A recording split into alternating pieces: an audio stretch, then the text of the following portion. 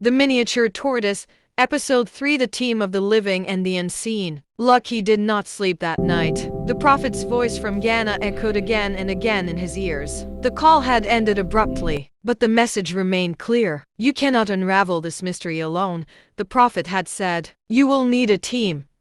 Your father's first wife, a man you will meet on the narrow path to the village stream, and your father's black dog. The line had gone dead immediately after. Lucky sat upright on his bed in his village empty house in Odinka. The air felt heavy, like something unseen was listening.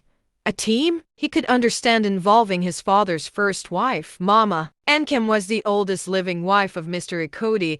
If anyone knew secrets buried in the past, it would be her. But a man on a narrow path? And a dog? His father's black dog had always been strange. It never barked at strangers. It never wagged its tail.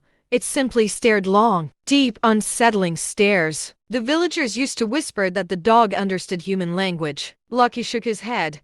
How can a dog be part of a team? He muttered to himself. The first wife. Early the next morning, Lucky went to see Mama Enkem. Her hut stood slightly apart from the others, old but well kept. She was seated outside, cooking soup slowly, as if she had been expecting him. You have finally come, she said without looking up. Lucky froze. You knew I was coming? Mama Enkem smiled faintly. When a child runs from his shadow for too long, the shadow waits patiently. Lucky sat on the low wooden bench beside her. I need answers, he said quietly. About my father, about the deaths. About me. For the first time, Mama Enkem stopped stirring. There are things your father forbade us to speak of, she said. But he is gone now. She leaned closer. Your father was not always called Ikoti. That name was given to him after he survived something that should have killed him. Lucky felt his throat tighten.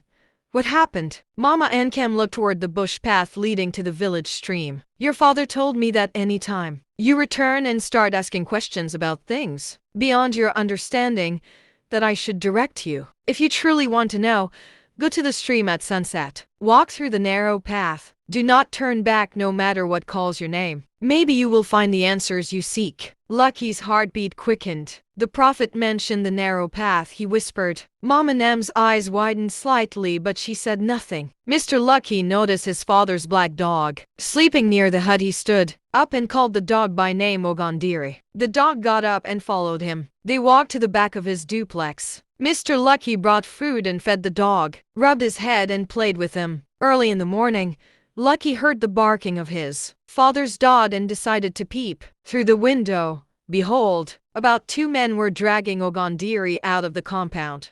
Early in the morning, Lucky heard the barking of his father's dog and decided to peep through the window. Behold, about 2 men were dragging Ogandiri out of the compound. Mr. Lucky hurried out of the room and met with the men. Where on earth are you talking the dog to? Shouted Mr. Lucky. The men looked at him and said, we bought the dog from landlady. Mr. Lucky asked the men to drop the dog, but they refused not, until he offered them 3 times the amount they paid for the dog. He warned his mother not to sell the dog again. Mr. Lucky seized the opportunity to tell his mother what has been happening to him and the reason he returned home. His mother promised not to sell the dog and also render help where necessary. At sunset, the village was quiet. The sky burned orange and red as Lucky approached the stream. The narrow path was exactly as he remembered from childhood, thin, winding, surrounded by thick bushes. Hardly 2 people could walk side by side on it. As he stepped onto the path,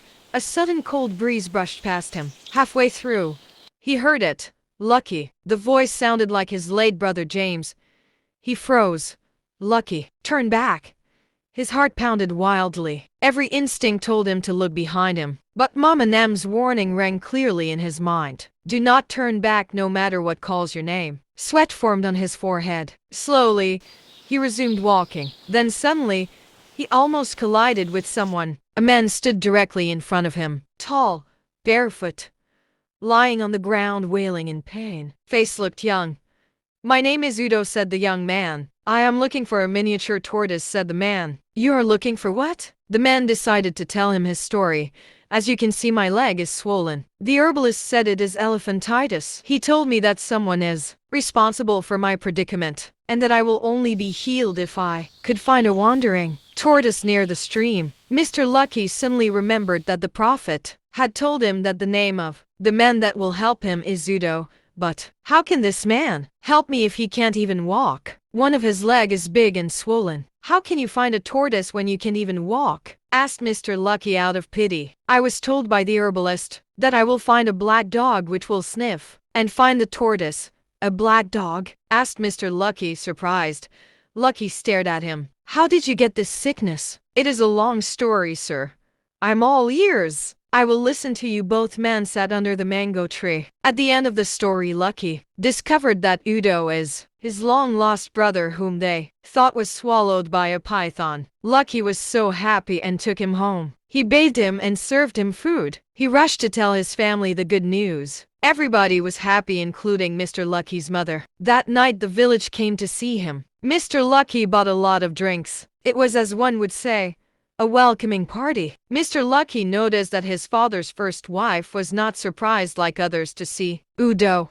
Yes, she is happy to see him but not surprised. Lucky's chest tightened. The prophet said, I would meet someone but never mentioned that he is my long-lost brother. It was assumed that he was swallowed by a python 10 years ago, when Udo was just 12 years old. Why did the prophet hide this part from me? Something is not adding up. He walked quickly to observe his mother and noticed that the woman is overjoyed seeing his son again. Then he walked to his father's first wife who was dancing with others. He put his arm around her neck and took her to a corner. You're happy to see Udo, but you don't look surprised. Is there something I should know? She laughed and tapped his shoulders. Udo was never dead. People only believed what they were meant to believe. Then where has he been all these years?